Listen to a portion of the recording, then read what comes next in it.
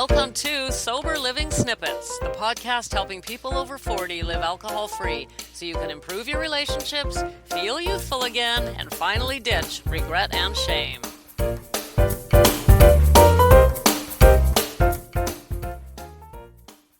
Snippet time! Welcome back. Thank you for popping in to grab your snippet so you can have an inspired day today. This week, as you may or may not know, we are looking at quotes, deep, thoughtful quotes from deep, thoughtful people. Today, the quote comes from Paramahansa Yogananda, who was an Indian man born in the late 1890s, and in 1920 he moved to the United States, California, and started an organization that's still going strong today called Self-Realization Fellowship. You can Google that if you're interested. But he wrote quite a few books, but the most famous is called Autobiography of a Yogi.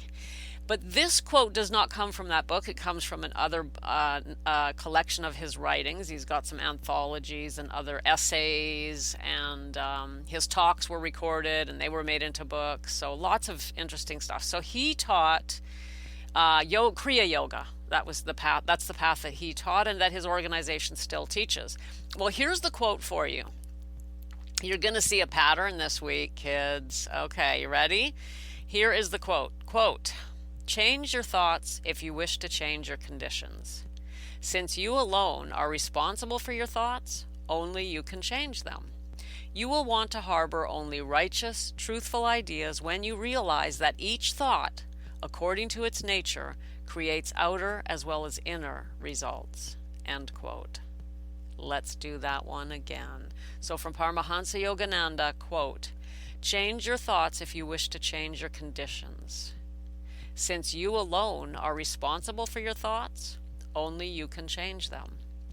You will want to harbor only righteous, truthful ideas when you realize that each thought, according to its nature, creates outer as well as inner results." End quote.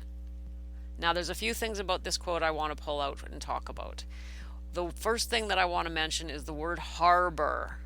Let's talk about the word harbor. Now, I don't know how you read. Many people read quite quickly and that's it. They read it over. But if we really want to spend time with something that we think is important, this is what we teach. This is how English teachers do it. Then we want to stop and consider words. And of course, we understand every word because we read English. But there are certain words that we could stop and look them up, and we could say to ourselves, do I really understand the meaning of that word? What is the author trying to say here? So the word harbor comes up in the third sentence in this quote. I'll reread the line that has the word harbor in it. We're going to talk about that. He says, "You will want to harbor only righteous, truthful ideas when you realize that each thought, according to its nature, creates outer as well as inner results." Now, the word harbor is so important. Harbor, what does that mean? It means to give shelter. It means to actually look after something, to give it shelter, to nurture it, to make sure it's safe. That's what the harbor is for, right? We bring the boats into the harbor so that the storms can't get it and flip it over and dash it upon the rocks. So a harbor is a safe haven. Well, now think about this. Harboring thoughts. So my dears, my question to you is, what kind of thoughts do you harbor? You know what we end up doing? We actually harbor, meaning keep safe, nurture, look after, and make sure they're kept okay and alive, and negative thoughts. We get a negative track playing in our mind and we harbor it.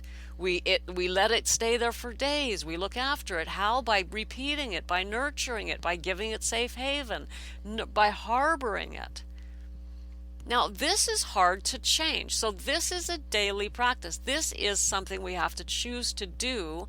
But if we do, yes, it's hard work, but it can change everything. You don't even have to worry about changing your external world if you're working on your thoughts. It will come automatically. So what thoughts are you harboring? And I want you to think about your mind as a harbor that only allows in there, I'm sorry, nope, you're a negative thought. You won't find safe harbor here. Off you go. Sorry, go somewhere else. I don't care if you're going to get dashed upon the rocks. There's no safe haven for you here in my mind. So why on earth would we harbor, and we do it, negative thoughts? Let's not do that, okay? So let's see the quote again. You will want to harbor only righteous, truthful ideas when you realize that each thought, according to its nature, creates outer as well as inner results. Okay, let's look at the last piece of this. Our thoughts create both outer and inner results. Oh my God. Well, that's why I just said, don't worry so much about your outer actions. If you're harboring beautiful thoughts, positive thoughts, encouraging thoughts, your outer life will change as well, just automatically. But your inner life will as well. You won't feel fear. You won't feel anxiety. Those feelings will change because you're harboring thoughts that nurture feelings that aren't negative. So if you're suffering from anxiety or anger or resentment or anything, that means you're harboring negative thoughts. You're allowing them to have a safe haven in your mind. It's your mind. Now let's go to the beginning of this quote. Look at this. This is interesting. Since you alone are responsible for your thoughts, only you can change them. Your mind is your own private, personal property. Probably the only real private thing we've got. Even our space around us can be invaded by others. But you get to choose what goes into your mind. And so the question becomes, what do you let in there? When you're mindlessly scrolling through social media, you're inviting other people's ideas into your mind through your eyeballs and your ears. That's your mind. See, I gave up watching violent movies a long time ago. I don't watch violence, sex, drugs anymore because I don't want, not because I'm a prude. I mean, you know where I came from. Remember me? I'm the one who wrote the book called Prostitute to Professor. So, I've been around the block. I used to have a very, very dirty mouth, the way I spoke, But there came a time in my life when I realized this and I decided I don't want garbage in my mind. And so I don't find it entertaining to watch blood and guts and gore. Now, I mean, it's just a movie. I get it. I'm not judging if that, but that's why I don't do it anymore. My husband loves horror flicks. Like the gorier, the better. I can't even look at it. I just feel like, and this is the reason why right here. It's my mind. I get to choose what goes into it. And what goes into it will affect the way I feel and the way I behave. And so I just don't want it. It's like you wouldn't let garbage come and live in your house. You don't open up the door and let garbage just get blown into the house or let people put garbage into your house and then look after it, let it stay there and live there. No. Well, your mind is your sacred space. So when we're mindlessly scrolling, not that everything on social media is negative, no, it's not, but you never know what's going to come up next in your feed. So when we're mindlessly scrolling or when we're watching Netflix or or YouTube or whatever we're watching, at that moment, our mind, the door of our mind is open like the front door of our house, and we are allowing whatever our eyes are seeing and our ears are hearing, we're allowing it into our minds. And once it's in there, it's in there. It's, you can't unsee it. You can't unhear it. So I would suggest to you that look after that mind of yours and be more picky about what you allow through the front door of your eyes and ears. So I'll read this part of the quote again. Since you alone are responsible for your thoughts, only you can change them. And then the first line. So we're reading it backwards. That's great. I love that. The first line of the quote is, change your thoughts if you wish to change your conditions. Change your thoughts if you wish to change your conditions. So yesterday, we talked about the quote by Dorothea Brand, said, act as though it were impossible to fail. And that got me talking about just writing down what it would look like for you if you couldn't fail. And today, I'd say to you, think of yourself the way you want to be. And if alcohol is what you're struggling with, that's, after all, these are sober living snippets, but it's a lot deeper than sober. It's more than that, because we don't just put down the bottle, we grow, right?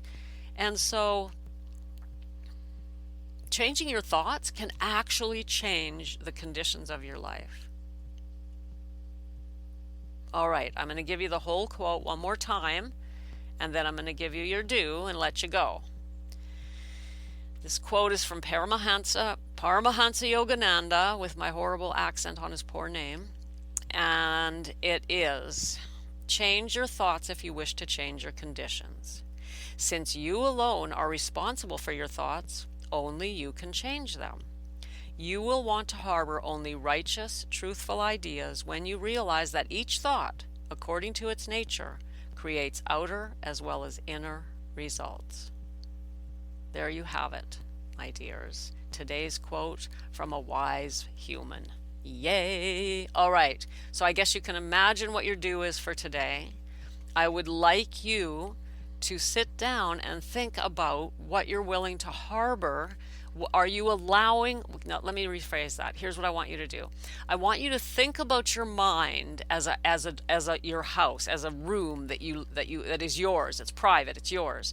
And the doorway to that room is your eyes and ears, right? Because that's how things get into our mind. What we hear it or we see it. There's really no other way in.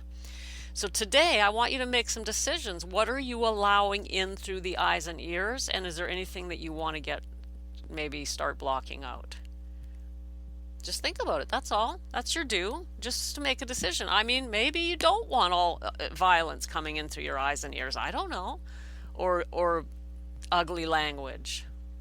Maybe you want to think about that, and you get the room of your mind a little cleaner. I'm not suggesting that you're dirty. Don't get me wrong. But it's something worth thinking about. So your daily due is to just sit down and give some thought to what you're allowing into the beautiful, pristine mind of yours that is yours alone and private. And how clean is it? And would you be ashamed to let someone come in and visit? Okay, the metaphor is getting all out of control here. I'm going to let you go. Sending you love, and I'll be back tomorrow with another quote. Bye-bye. Thanks for popping in. Be sure to come back tomorrow so we can keep your head on straight. Sending you buckets of love.